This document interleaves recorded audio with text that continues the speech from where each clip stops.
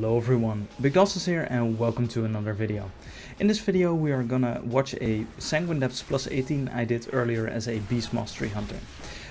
You guys all voted on my poll and you were not really decisive this time, so there were a couple of dungeons I could have chosen from, but you guys, the most of you voted for Sanguine Depths, and it's somewhere in the top right and left hand side of the screen.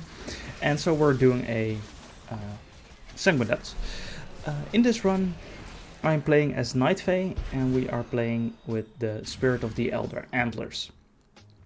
And I decided to use that because it is boss week, so we will be spending more time in more or less single target because of the boss fights.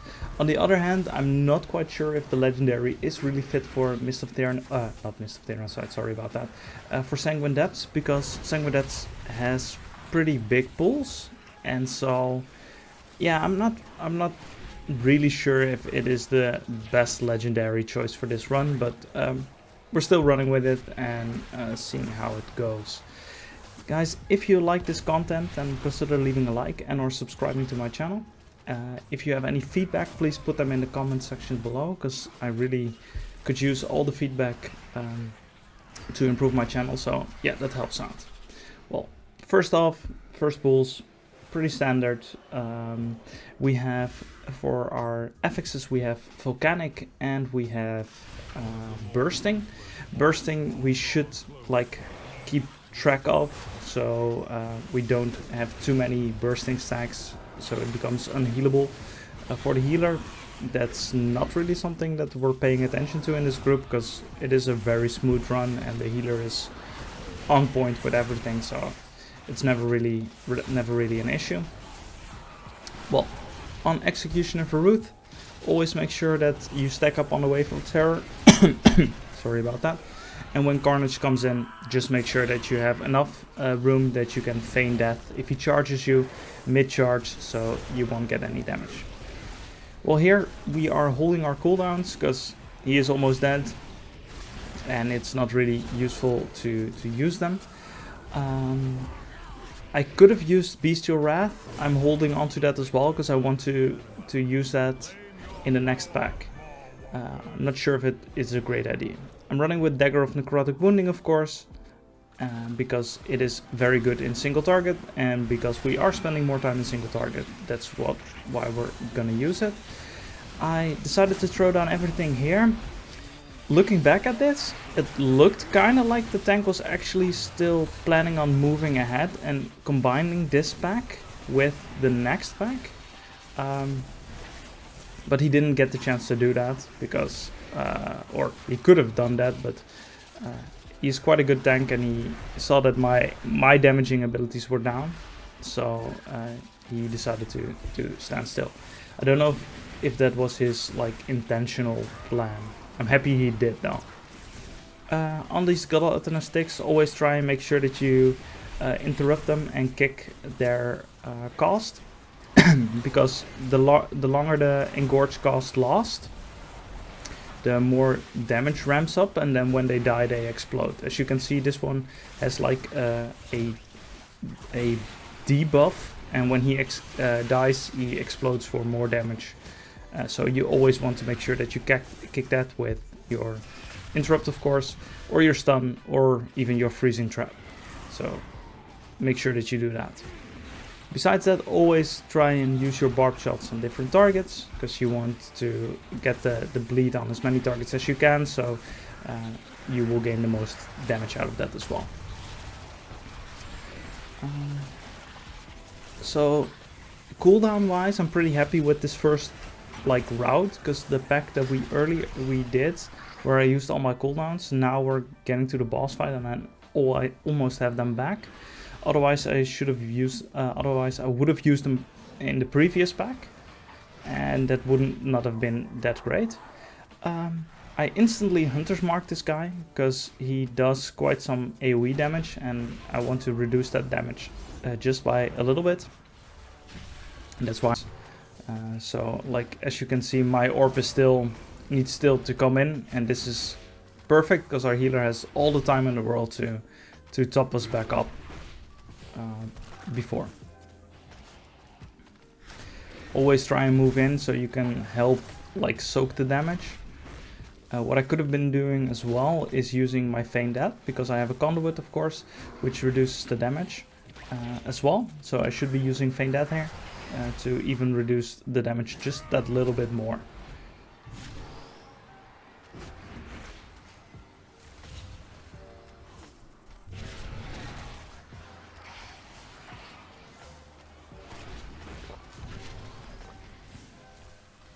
And that's it, easy peasy. I think this boss fight, if you manage to clear this fight, then the rest of the dungeon is fairly easy. The tank was very clear on what he wanted to do. So for example, now he wanted us to wait here, and he's just gonna drag the entire hallway, I think, and just help us with that, so we can burst it down in one go. Downside for that is our legendary doesn't do shit, because it's like way more than 4 targets, so our legendary is not doing shit at all right here. Still, it's nice for Elder Antlers and stuff, because, well, we're gonna do a lot of burst damage with that, but still, yeah, it's not great. It's not great. Here again, try and use your barb shots on as many different targets as you can, because you really want to make sure that, yeah, you damage them properly. There was a volcanic under the boss, which knocked me up, and then I saw those like those fractures come up, so that's why I decided to use my turtle there, because I thought that I would have gotten hit and didn't have any time to move. Luckily I had some time to move, but still, better safe than sorry.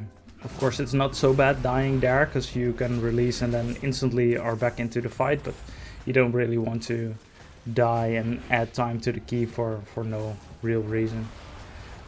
When he grabs you in, when you see him cast like the chain, what you can do is just press disengage. Here I also Hunter's Mark him, because the Seismic Stomp, there you have it, the Seismic Stomp does AoE damage, so you want to Hunter's Mark him if you have the conduit to reduce some of the damage as well. I always go with Stone Ward. I don't know if it's the best these days, but I think it's pretty good. It gives you a decent shield, and if you look at the healing, it's pretty decent, so I still go with that one. If that is not the case, if it's not the best anymore, then, well, leave something in the comments to let me know, because that's the one that I'm running with, and as far as I know, it's the best, but yeah.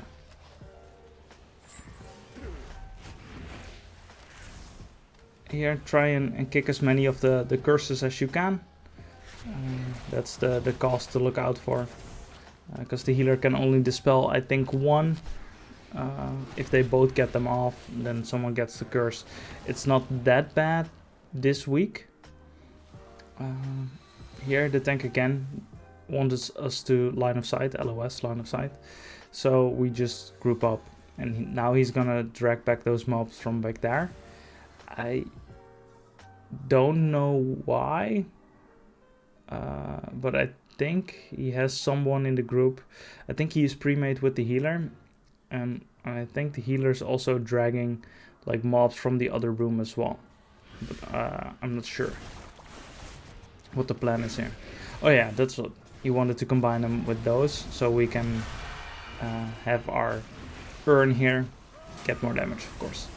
But also this pool, as you can see, is not so great with Elder Antlers, because we're using our cooldowns again, but as you can see, the mobs, yeah, we're not fighting like 4 or less. We're always fighting like a bunch more. Here we're gonna go Shroud, and I didn't have time to like do my pets away, and luckily it's alright, because luckily my pets didn't aggro any mobs. That is something that actually does happen quite a bit for me, but luckily it didn't happen this time. Yeah, so we're doing this fight fairly easy. There's not really a mob that I need to remove the Those little guys, they have like this motivation thing where they hit like a fucking truck for the tank, but those are not here. I think the tank dispelled them right off the bat. I'm not sure, or the rogue maybe, but I didn't see any really. I like this skip though. I really like this skip because, yeah, that back before, although it's not really that bad, usually someone pulls like a mob in this room as well, and then it gets a little annoying. So yeah.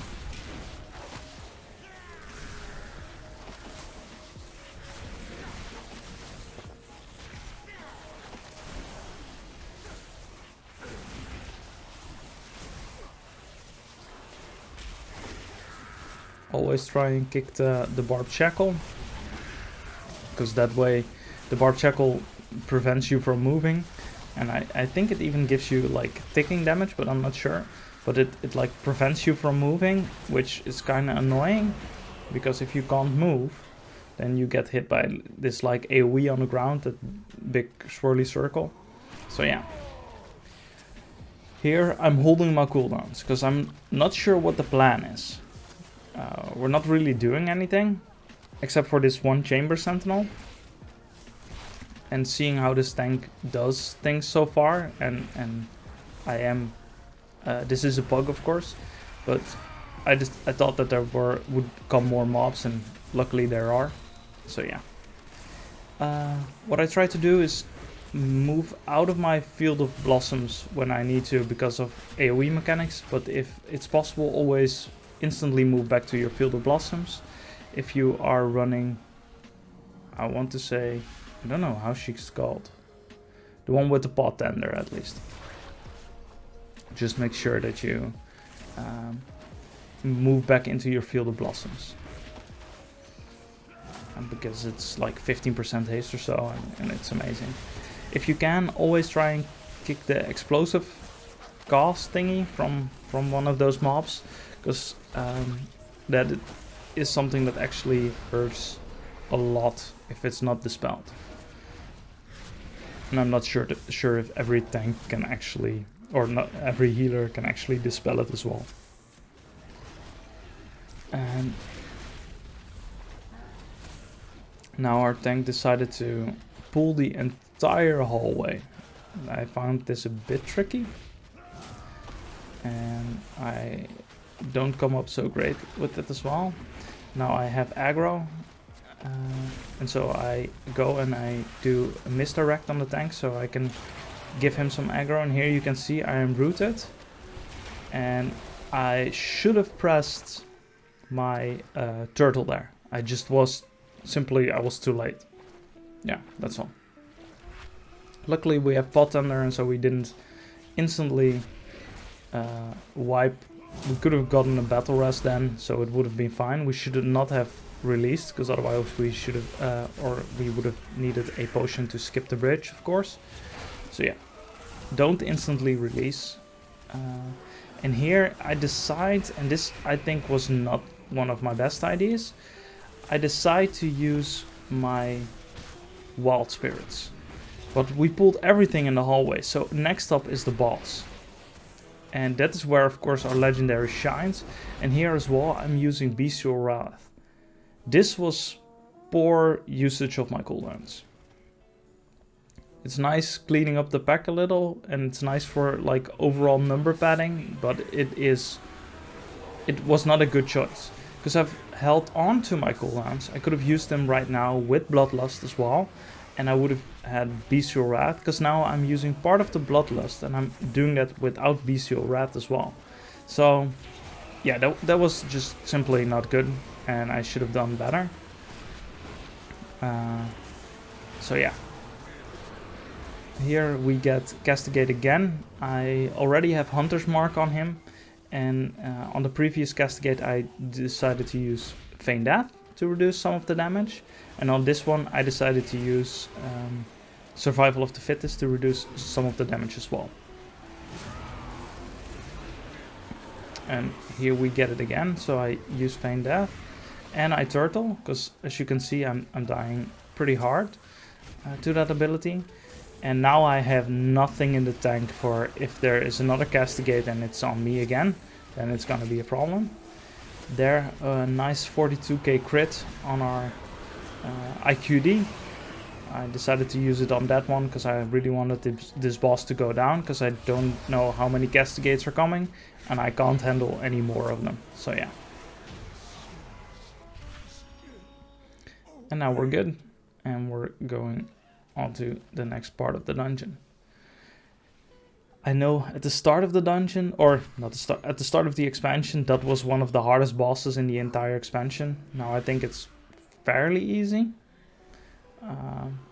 but it still hits pretty hard. Yeah. Here again, we're gonna do a pool with 5 mobs, and yeah, I have my cooldowns back up, so of course I'm gonna use them here. Otherwise I need to sit on them for this fight, for Aura's Cold Horde, and then the boss. So it's better to use them right now. But yeah, it's not ideal. Again, this is nice for number padding and all, but it's not like optimal cooldown usage. If you guys are still watching this by now and you like this content, then consider leaving a like and or subscribing to the channel. It helps me out a ton.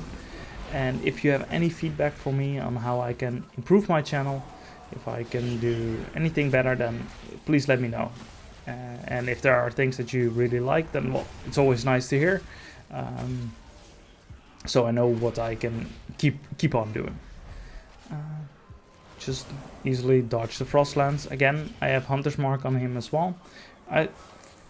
For me personally, I thought that this run I actually had my Hunter's Mark quite on point, reducing the damage of like the bigger mobs, so I'm pretty happy with that. I usually kind of forget. Here, instantly Hunter's Mark her, because yeah, she does a lot of damage.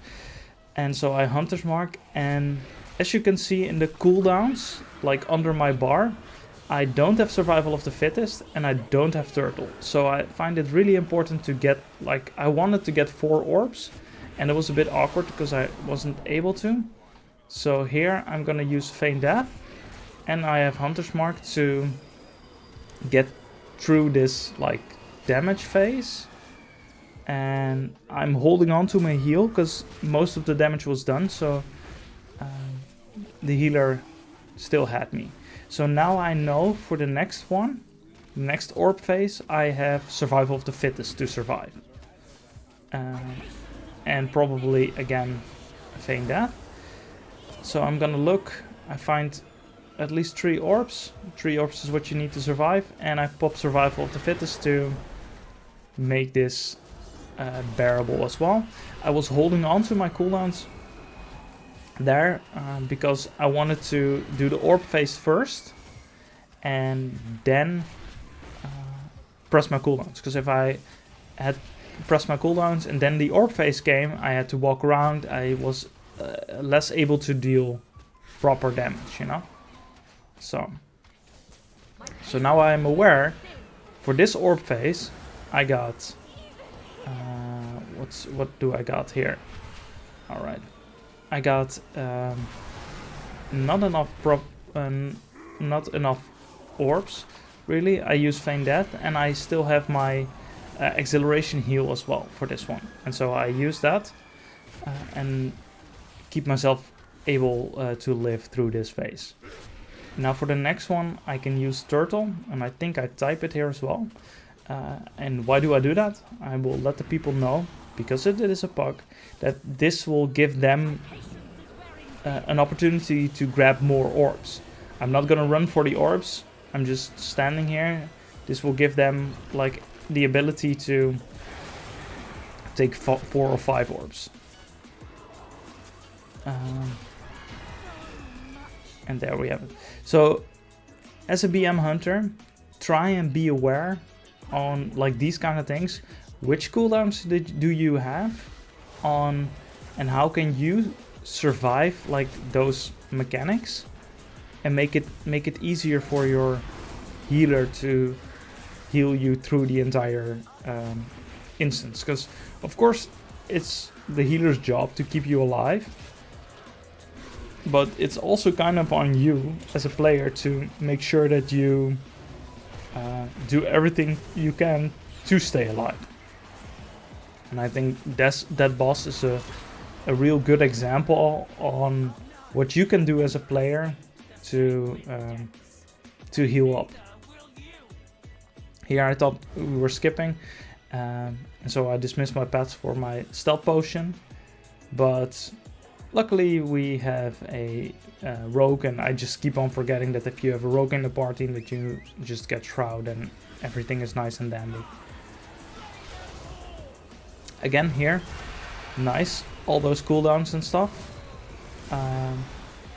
but Elder Antlers is not doing shit because there are so many targets, and now on this point it actually is doing something. But what happens, the tank drags the next couple of mobs and he doesn't actually drag them back into my wild spirits as well, which is fine.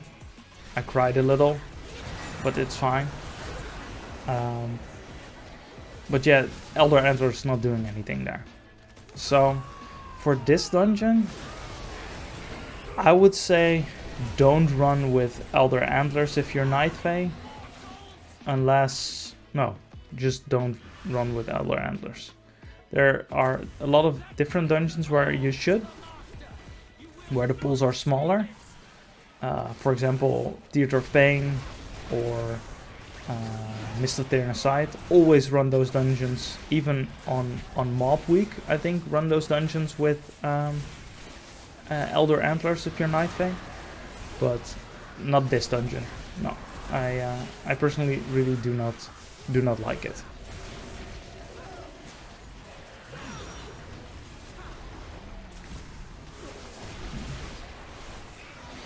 As you can see, we're doing a plus 18 and we're currently having 17 minutes left and we're in the last hallway. This run is going really smoothly, and partly that is because we have okay DPS. Our DPS, or group DPS is great.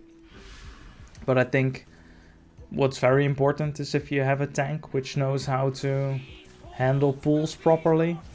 And yeah, this tank just really knows his stuff. So yeah, that's amazing.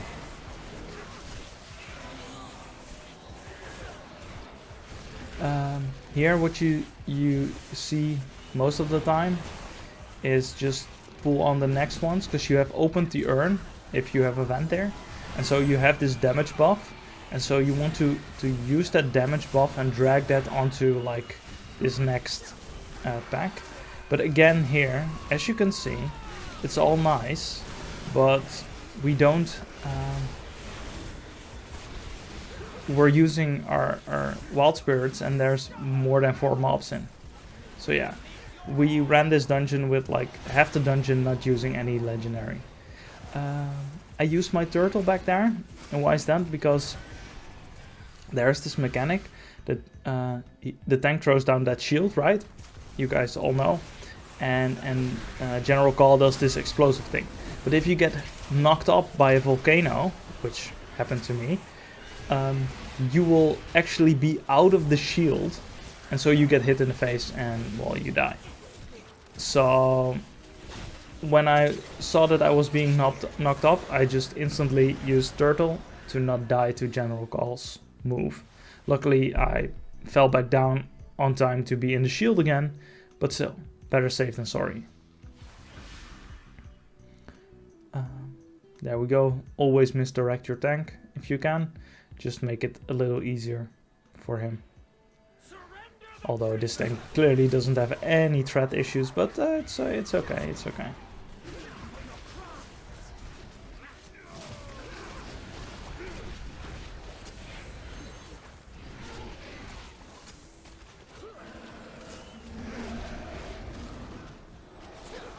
And here I use my IQD because I have it was off cooldown and I was still in Bloodlust. That's why I decided to use it. On the other hand, I could have maybe held it and combined it with like Wild Spirits. I decided not to do that. But yeah, I maybe should have combined those. This is always a bit tricky. You want to pay attention to the energy bar of General Call, because at 100% the General will teleport to a random section of the room. So if you throw down your Wild Spirits at the moment that General Call is actually about to move, then your Wild Spirits might go to waste if you time it incorrectly. So you always want to use your cooldowns like in when she does this. Like now you want to do it, for example. It's those little things which you can do to make sure that your damaging abilities hit more easily, you will deal more damage, stuff like that. Of course there's a hunter's mark on her as well, I might have said that. And here, like the charge ability, what you can do, if you move quickly enough when she charges you, you can just simply move out and not get hit by it, and don't get the bleed for it as well.